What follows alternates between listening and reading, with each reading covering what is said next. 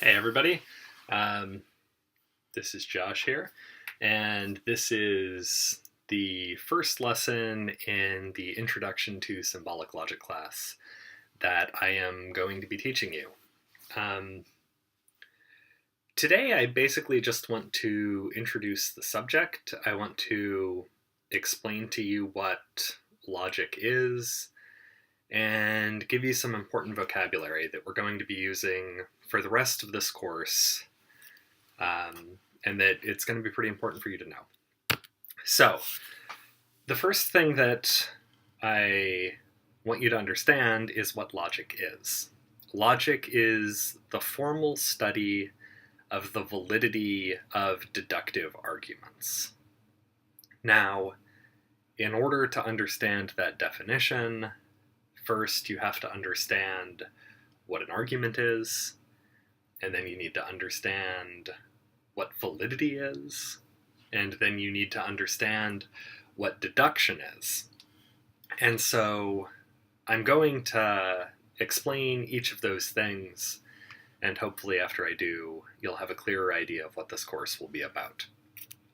So, an argument can be a lot of different things, right? In ordinary English, sometimes when we talk about an argument, we just mean a disagreement. Or maybe we mean a disagreement in which people get angry and start yelling at each other, right? That's an argument. Now, in logic, that is not what we mean when we talk about an argument. In logic, an argument is just a set of statements where one of those statements is supposed to be supported by the rest of the statements. Okay, that's an argument. So an argument is a set of statements where one of the statements is supposed to be supported by the others. Let me give you an example of this real fast. Here on the screen, you have an example of an argument. It says, if the ground is white, it's snowing. The ground is white, so it's snowing. And you can see that, here we have three statements, and the third of these statements is supposed to be supported by the first two. So here I've highlighted them. The first two sentences are blue, the last sentence is green. And you can see that if you believed the first two of those statements, you would have a good reason to believe the third of those statements. Okay, so that's what an argument is. An argument is when you have a set of statements, and one of those statements, the green one, is supposed to be supported by the other statements, the blue ones. If you have a good reason to believe the blue statements, that gives you a good reason to believe the green statement. Okay? Now, we call the green statement, the statement that is supported by the other two statements, the conclusion. And we call the blue statements, the one that do the supporting, we call those the premises. Okay? So now I'm just going to put a definition on the screen. This is the definition that I want you guys to learn and to memorize, and that we're going to be using for the rest of this course, all right? An argument is a set of statements, one of which, the conclusion, is supposed to be supported by the others, the premises. Okay? Here's another example of an argument, just to make sure we understand, all right? So, Kim lives in Miami. Her hair is wet, and her feet have sand on them. So, Kim was at the beach. Now, again, we have three sentences, and the last of these three sentences is supposed to be supported by the first two, right? If you believe the first two of these sentences, that gives you a reason to believe the third one. So I've highlighted them again. Here the premises again are blue, and the conclusion again is green. All right? So if you believe those two blue sentences, if you believe that Kim lives in Miami and she has sandy feet and wet hair, that gives you a good reason to believe that Kim was at the beach. Okay. Now, there's an important difference between the two arguments that I just showed you. The first argument is what we call valid, or logically valid. All right? And here's what it means to say that an argument is valid. Okay? An argument is valid if and only if it is impossible for the premises to all be true, unless the conclusion is also true. Okay? Otherwise, the argument is invalid. Okay? Here's another way of saying that. An argument is valid if and only if it is impossible for the conclusion to be false, unless at least one of the premises is also false. Otherwise, the argument is invalid. All right? So here's the first argument we looked at. And again, I have the premises highlighted in blue and the conclusion highlighted in green. Okay? If the ground is white, it's snowing. The ground is white, so it's snowing. Now, you can see in this argument that if those premises are true, there's just no possible way that the conclusion could be false. Okay? Any hypothetical situation that makes the two blue statements true would also make the green statement true. Or to say it differently, you can't even imagine the green statement being false unless one of the two blue statements is false, right? So we can try to think through this. I want you to imagine that it is not snowing, okay? Now, think about the two blue statements. And we want to try to imagine a situation in which both of them are true, okay? So, the ground is white. All right, now imagine that. It's not snowing, but the ground is white. Now, how could the first statement be true? The first statement says that if the ground is white, it's snowing. But we were just trying to imagine a situation in which the ground was white, but it wasn't snowing, right? And so just by trying to imagine a situation in which the conclusion is false and one of the premises is true, we have had to imagine a situation in which the other premise was false. Okay, that's what a valid argument is. So again, here's the definition. An argument is valid if and only if it is impossible for the conclusion to be false, unless at least one premise is also false. Okay? The argument we just looked at is valid.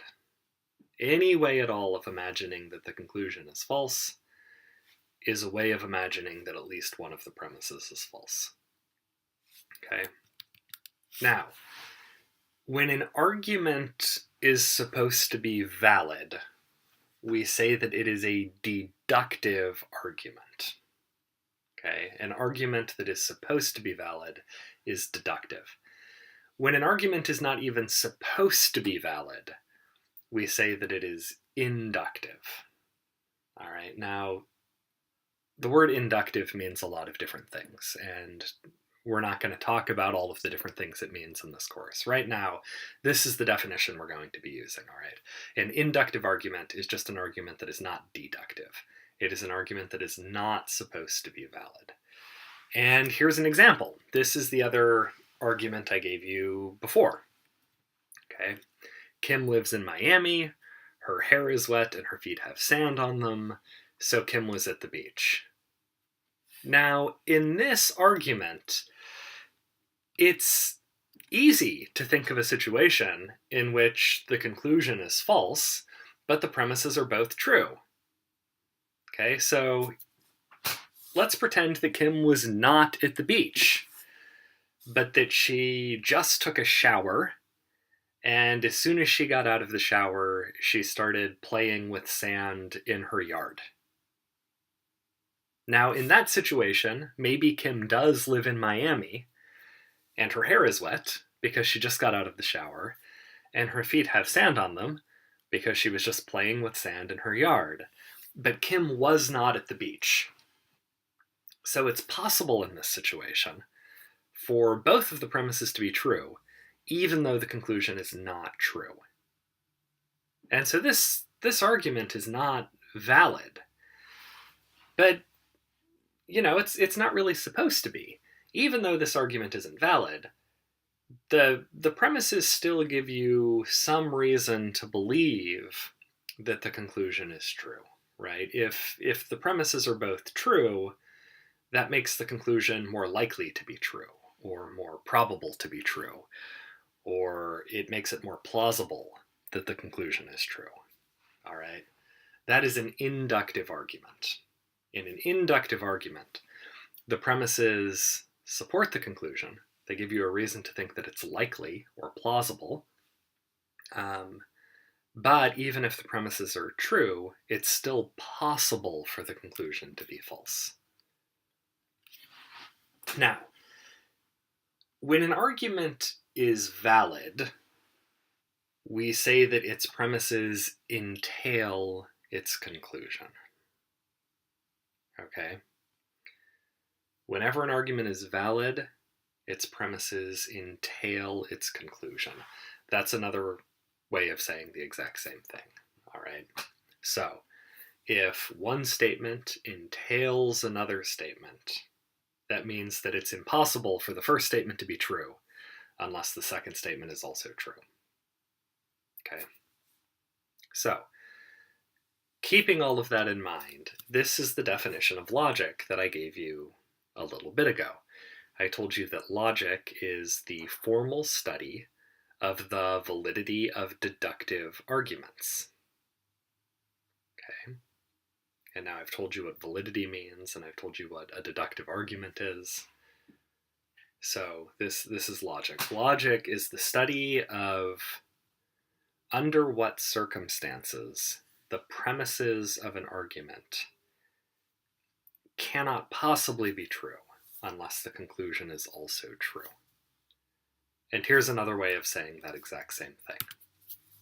Logic is the study of which statements entail or are entailed by which other statements. Okay. Now, this class is not going to simply be a logic class, it's going to be a symbolic logic class.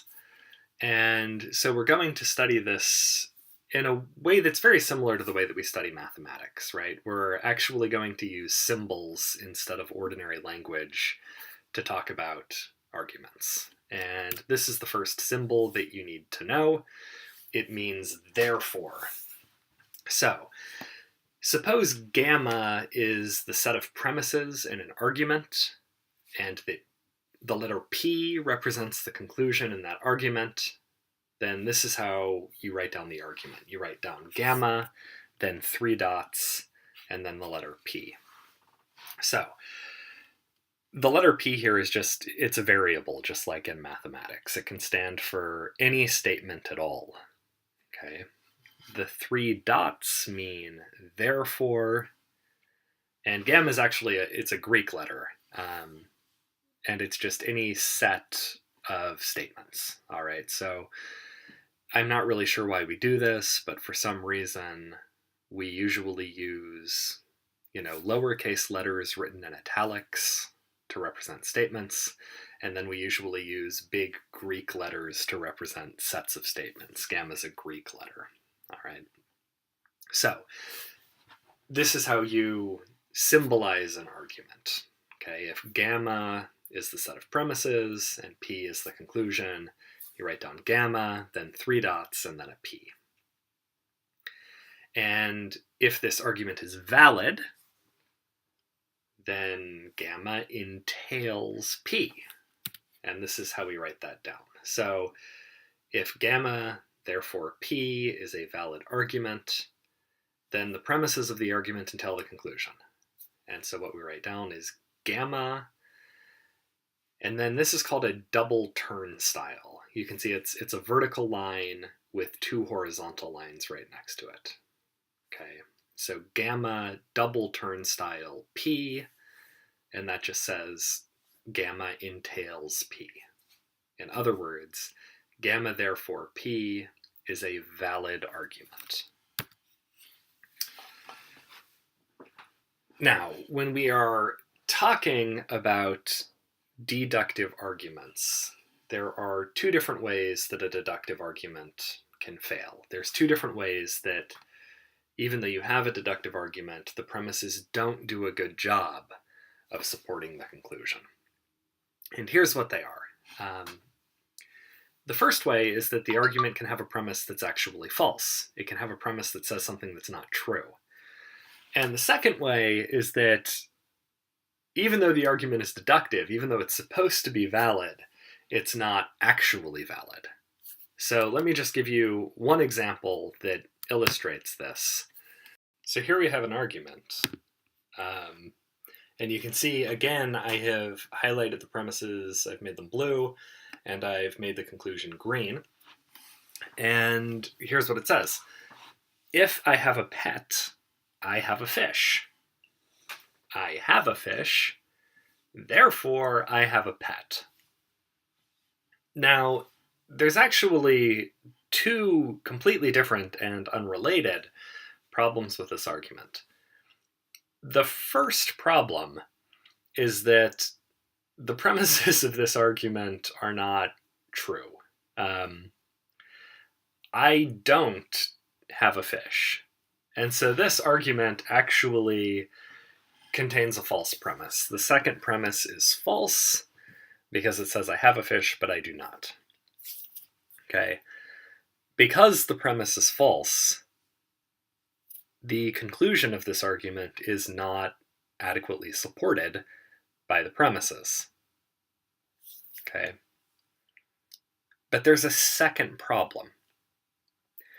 The second problem is that even if the premises were both true, the argument would still be invalid.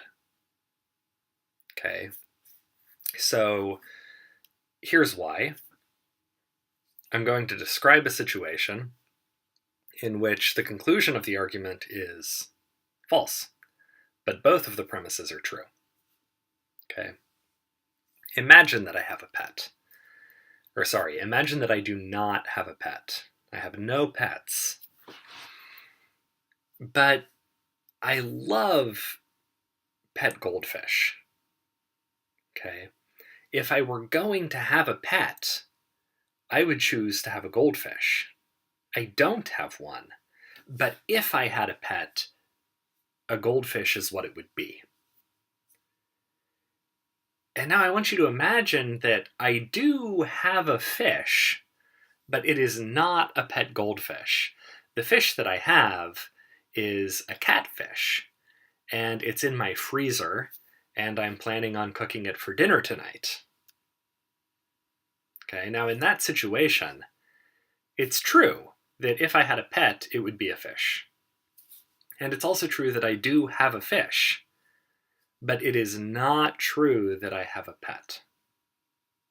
So it's possible for both of these premises to be true, even though the conclusion is false.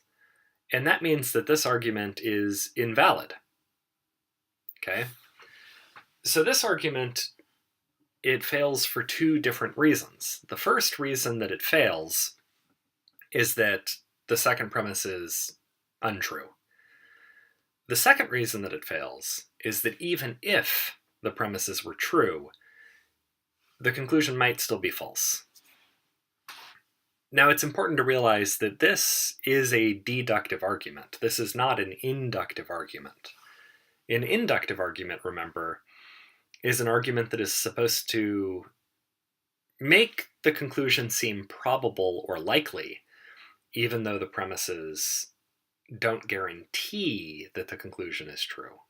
And that's not what this argument does, right? So even given that the first statement is true, namely that if I had a pet, it would be a fish, and even given that the second statement is true, that doesn't even make the conclusion likely, right?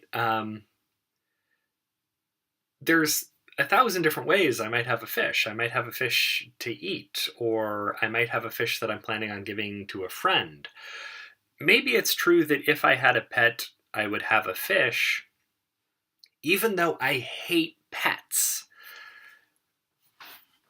The first two statements in this argument, the premises, even if they're true, they don't even make the conclusion likely. And so this is not a good inductive argument. It's just an invalid argument. And it's an invalid argument that has a false premise. Okay, so we have a way of talking about this. And so I'm going to introduce the final piece of vocabulary for this lesson. The word you need to know is sound. And we say that an argument is sound when it is valid and all of its premises are true. Okay, so there's two different ways that a deductive argument can go badly. The first way is if the premises are false, and the second way is if it is not valid. We say that an argument is sound when it does not fail in either of those ways. So a sound argument is just a good deductive argument. Okay? An argument is sound if and only if it is valid and all of its premises are true. All right, now that's about all of the material that I wanted to cover today. So I wanted to cover what logic is. Logic is the formal study of the validity of deductive arguments. And I wanted to explain to you what an argument is. An argument is a set of statements, one of which, the conclusion, is supposed to be supported by the others, the premises. And I wanted to explain to you what validity is. An argument is valid if and only if it is impossible for the conclusion to be false, unless at least one premise is also false. And I wanted to explain deduction. An argument is deductive if and only if it is supposed to be valid. And then after explaining all that, I taught you two symbols. I taught you the symbol that means therefore, and I taught you the symbol that means entails. And using those two symbols, we can write down arguments in what looks a little bit like a mathematical form. So we can use a big Greek letter like gamma to represent the premises in an argument, and we can use a lowercase letter like p to represent the conclusion. And then gamma, therefore p, is an argument. And if we write down gamma entails p, that means that the argument is valid. Okay? And then I taught you the word sound. So we say that an argument is sound if and only if it is valid and all of its premises are true. Okay? Those are the important things to know today. Now, before I go, I wanted to show you two things. When I was at Princeton, I taught logic twice, and I used a different textbook both times. So I just wanted to show you quickly the textbooks that I used at Princeton when I was teaching symbolic logic there.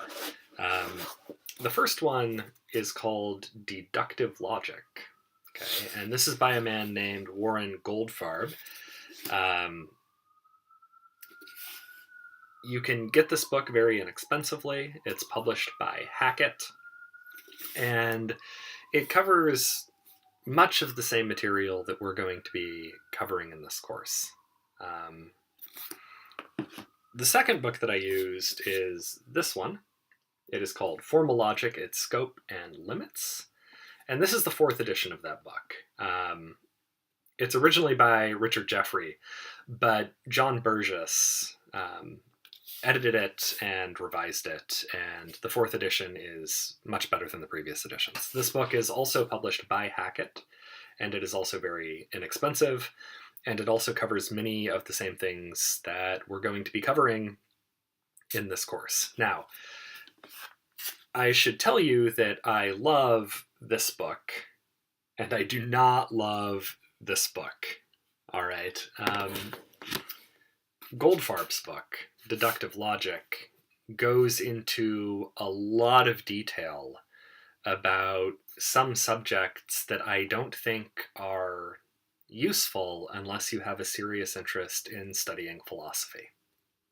And Goldfarb does not spend as much time on subjects that I think are interesting, probably more interesting to people who are not interested in studying philosophy. And so for that reason, I don't think that this is the best book for you guys to get. Even if you are interested in getting a book, this is not the best one. This book is much, much better. I'm not going to be using this book to teach you guys. And the reason is that I think this book covers the right material. I think that it covers almost precisely the material that I want to cover, but I think that it does it in the wrong order. And I'll explain why I think that later in the course. But if you are having trouble, if you're having trouble understanding the videos because I talk too fast, or if you want more material to help you understand, this is the book that I would recommend for those of you who want it. You don't need to get a book. I'm not going to require you to get a book. I'm not even going to ask you to get a book. But if you wanted to get one for your own purposes, this is the one that I suggest. Okay. Now, there are many other logic books available. The reason that I wanted to show you these two is just that they're both very inexpensive. They're very easy to get. And as I said, we used them at Princeton when I was there getting my PhD. So they are high quality books in addition to being very inexpensive. Other books that you can get that are logic textbooks, they're usually more expensive and they are also usually lower quality. Okay, so I really don't recommend spending a lot of time looking at other logic textbooks. Okay, if you're going to get one, if you want supplementary material, this really is the best recommendation that I feel like I can give you. All right, that's all I wanted to say today. I'm planning on posting about 3 videos a week from now until when I get back into Chengdu. So I think some of you guys already know this, but I'm going to be back in May. So between now and then, I'm going to be posting at least 3 videos every week, and sending you guys emails with supplementary material. And I'll see you in May.